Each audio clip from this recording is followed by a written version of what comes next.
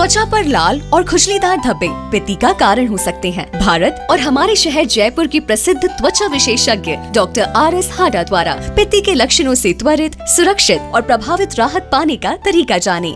Doctor, क्या urticaria और allergy एक जैसे हैं? भारत में पित्ती कितनी गंभीर है? इसमें सीरियस का तो ऐसा मैं नहीं कहूँगा, क्योंकि ये बीमारी ऐसी कोई बहुत सीरियस नहीं होती। कुछ कंडीशंस जो कि एक एलर्जी कंडीशन होती है एनाफाइलेक्सिस, उसके साथ अगर अर्टिकेरिया होता है तो वो एक इमरजेंसी ट्रीटमेंट उसमें ज़रूरत होती है।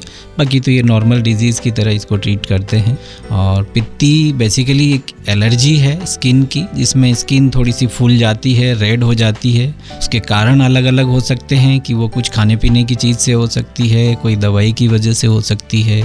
उसका ट्रीटमेंट का जो कोर्स रहता है वो डिपेंड करता है सिम्टम कितने सीवियर हैं। थोड़े ज़्यादा सिम्टम हैं तो उसमें करीब 1 से 1.5 महीना लग जाता है। बाकी नॉर्मल सिम्टम है तो 7 to 10 डेज में भी ठीक हो जाती है।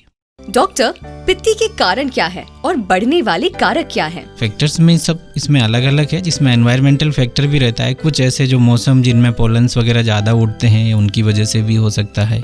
बहुत जिनमें गर्मी बहुत ज़्यादा पड़ती है उस टाइम टेम्परेचर डिफरेंस की वजह से भी अर्टिकेरिया, जिसको अपन पित्ती बोलते हैं, वो हो सकती है। और कुछ खाने पीने की चीज़ें जैसे किसी की बॉडी को सूट नहीं करता है तो पर्टिकुलर जैसे चीज़ है, कोई भी जो फर्मेंटेड फूड है, उनकी वजह से ये हो सकता है। और बॉडी का कोई भी इन्फेक्शन, बैक्टीरियल, वायरल, किसी भी तरह का इन्फेक्शन की वजह से भी कई बार ये हो जाती है।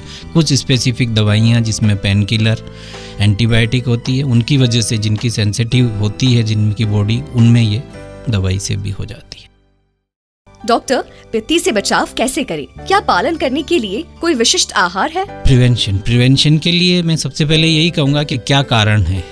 कारण अपने को देखना है कि मुझे कोई मौसम की चेंजेस की वजह से हो रहा है या कोई दवाई की वजह से, कोई खाने पीने की चीज़ से। उसमें ये देखना होता है कि कब हुआ, उससे पहले अपन ने क्या क्या खाया, क्या अपन ने कोई दवाई ली। अगर अपने को लगता है कि इनमें से कोई कारण है तो पहले उसको दूर करें और फिर कंसल्ट करके उसकी जो पर्टिकुलर मेडिसिन है वो लें। कभी भी मेडिसिन ओवर द काउंटर, कभी भी मेडिकल स्टोर से जाके डायरेक्ट नहीं लें, कंसल्ट करके ही लें। कि कुछ दवाइयाँ होती है जो पर्टिकुलर बच्चों में जैसे अलग दवाई होती है, बड़ों के लिए अलग होता है, प्रेगनेंसी के टाइम अलग होती है, जिनके कार्डियक रीनल डिजीज़ है उनके लिए अलग होती है, तो उसमें दवाई उसी के अकॉर्डिंग ली जाए anti allergy. Why this urticaria keeps coming back? It becomes very embarrassing to go out. नहीं, इसमें ऐसा नहीं है। रिपीटिंग तो तभी होगा जब कोई ना कोई एग्रावेटिंग फैक्टर उसमें वापस होता है, तो उस चीज़ का अपने को ध्यान रखना पड़ता है। कई बार पेशेंट को ऐसा लगता है कि मुझे तो बार बार रिपीट हो रही है, पर वो पर्टिकुलर या तो उसका ट्रीटमेंट पूरा नहीं लेता है या वो ध्यान नहीं रखते हैं अपने खाने पीने का, इनका एनवायरमेंटल फैक्टर। डॉक्टर, आज काउंटर पर बहुत सारी एंटी एलर्जी खरीदी जा रही है, ये कितनी सुरक्षित है? एंटी एलर्जिक में जैसे जनरेशन, ऐसे अलग अलग ग्रुप हैं दवाइयों के एंटी एलर्जिक के। तो कुछ दवाइयाँ होती है जो कार्डियक पेशेंट में नहीं दी जाती, कुछ दवाइयाँ रीनल पेशेंट में नहीं देते हैं। तो उनमें जो सबसे सेफेस्ट एंटी एलर्जिक दवाई होती है वही हम चलाते हैं, जिसमें अभी नई दवाइयाँ जो आई है एंटी एलर्जिक, जिसमें बिलास्टीन है, फेक्सोफेनाडीन है, ये सब दवाइयाँ उसमें।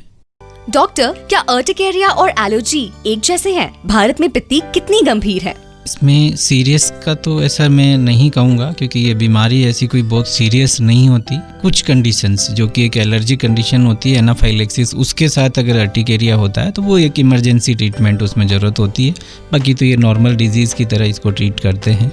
और पित्ती बेसिकली एक एलर्जी है स्किन की, जिसमें स्किन थोड़ी सी फूल जाती है, रेड हो जाती है। उसके कारण अलग अलग हो सकते हैं कि वो कुछ खाने पीने की चीज़ से हो सकती है, कोई दवाई की वजह से हो सकती है।